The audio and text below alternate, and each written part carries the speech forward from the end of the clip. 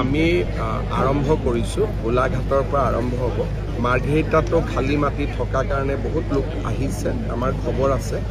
খালি সকলোবোৰ কাম আমি একেলগে ল'ব নোৱাৰোঁ প্ৰত্যেকটো কামতে ৩-৪ মাহৰ এটা প্ৰক্ৰিয়া থাকে সেইকাৰণে য'ত সমস্যাটো হাতৰ পৰা ওলাই যাব হৈছে তাতে আমি কৰি আছোঁ কিন্তু মই ভাবোঁ যে এটা সময়ত আমি গোটেইখিনি মাটি উচ্ছেদৰ জৰিয়তে হওক বা আন ব্যৱস্থাৰ জৰিয়তে হওক আমি আমাৰ মাটিখিনি আমি উদ্ধাৰ কৰিব পাৰিম খালি অলপ সহায়ো লাগিব আৰু ধৈৰ্যও লাগিব কাৰণ এটাৰ পিছত এটাকৈ কৰি গৈ থাকিব লাগিব মই যোৱাকালিও দৰঙত কৈছিলোঁ যে 1 লাখ আমি 29,000 বিঘা মাটি আমি বেদখলৰ পৰা মুক্ত কৰিছোঁ কিন্তু অসমত 29 লাখ বিঘা মাটি বেদখলকাৰীৰ হাতত আছে এইটো এটা বহুত ডাঙৰ অংক মানুহে ক'ব নোৱাৰোতে লাহে লাহে লওঁতে বহুত ডাঙৰ এটা হিচাপ